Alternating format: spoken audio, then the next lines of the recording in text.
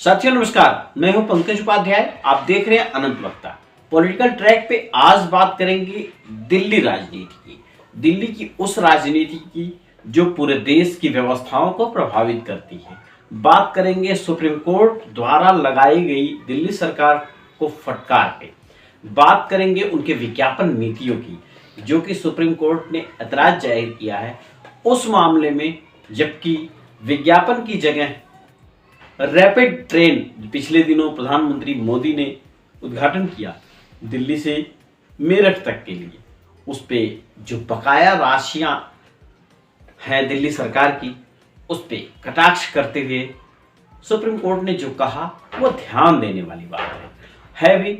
दिल्ली में जब आम आदमी पार्टी की सरकार बनी थी तो तकरीबन 80 करोड़ रुपए का प्रोजेक्ट था विज्ञापन को लेके।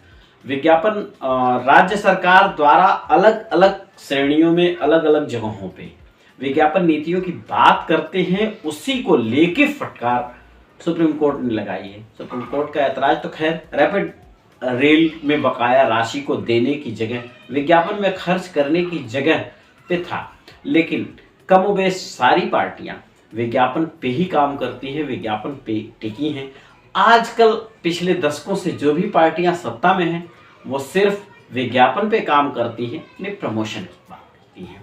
दिल्ली की बात करते हैं, कोई भी नेता, कोई भी विधायक, सांसद, निगम पार्षद या क्षेत्रीय नेता तक, छोट भैया नेता उसमें शामिल भी हैं, उनको अगर आप बुलाने की बात करते हैं तो वो पूछते हैं आपके यहाँ संख्या कितनी होगी, कितने लोग होंगे, तब मैं आऊँगा। अपने प्रतिनिधियों द्वारा ये पूछ लेते हैं उस क्षेत्र पे जहां भीड़ इकट्ठी होती है कि कितने लोग हैं। कई बार ऐन मौके पे नेता नहीं आता, इसलिए कि भीड़ कम होती है, तो वहां एक मकसद होता है उनका कि लोगों में फैलाव। मीडिया और विज्ञापन का काम लोगों के बीच में फैलाव करना ही है। इसी वजह से सारी की सारी पार्टियां आजकल मीडिया और सोशल मीडिया और इसके तमाम संसाधनों पर विज्ञापन के तौर पे खर्च करती हैं, वरना बड़े बड़े मीडिया घराने नहीं चलते। विज्ञापन नीतियों की बात केजरीवाल भी करते हैं, भारतीय जनता पार्टी भी करती है, मोदी भी करते हैं, राहुल गांधी भी करते हैं, कांग्रेस भी करती है, यानी देश की सारी पार्टियां एक तरीके से विज्ञापन करती हैं और उनकी एक ही नीतियां होती हैं पूरे देश में करने की। जहां केजरीवाल केरल में जाके अपनी पार्टी का, अपनी नीतियों का प्रचार करते हैं, वहीं उत्तर प्रदेश के मुखिया योगी आदित्यनाथ उत्तर प्रदेश में करते हैं। दोनों का सेम प्रोसेस है, दोनों सेम तरीके से सोचते हैं। एक तरीके से सोचते हुए लोग कहते हैं कि हमारे फॉलोअर्स यानी हमारे राज्य के लोग यहाँ हैं, जिससे लाभान्वित होंगे, लोगों तक हमारी नीतियाँ पहुँचे, इसी का हम प्रचार कर रहे हैं। इसी की वजह से सरकारी खजाने खर्च किए जाते हैं। क्या राज्य का कोई मुख्यमंत्री चुनाव प्रचार में जाता है तो उसका खर्च सिर्फ पार्टी का होता है? कोई प्रधानमंत्री किसी अपने दल के पक्ष में चुनाव प्रचार करने जाता है तो क्या वो सरकारी खर्च से नहीं जाता, अपने व्यक्तिगत तौर से जाता है? ठीक यही बातें हैं सारी पार्टियां कर रही हैं, सारी पार्टियों पे ये बातें लागू हैं।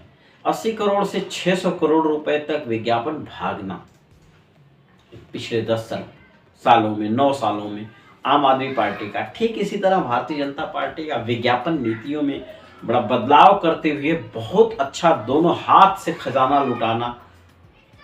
कांग्रेस भी कहीं पीछे नहीं है, वो भी अपनी पूरी ताकत लगा के आगे है। यानी चुनाव धरातल पे नहीं, चुनाव जमीन पे नहीं, सारी पार्टियां सोशल मीडिया पे लड़ती हैं, मीडिया पे लगती हैं। हालांकि माहौल भी मीडिया, सोशल मीडिया और विज्ञापन नीतियां ही बनाती हैं, लेकिन जनहित का ध्यान रखना जरूरी है। सर्वोच्च न्यायालय का कहना कभी अनुचित नहीं है, लेकिन एक पार्टी नहीं, देश में रूल कर रही सारी सत्ताधारी पार्टियों के साथ यही है। इस पे आप क्या राय रखते हैं? कमेंट करके जरूर बताइए। आज के लिए बस इतना ही। अगली किसी दूसरी वीडियो में जल्दी ही भेंट होती। बने रहिए, बहुत ध्यान से रहिए। धन्यवाद, नमस्कार।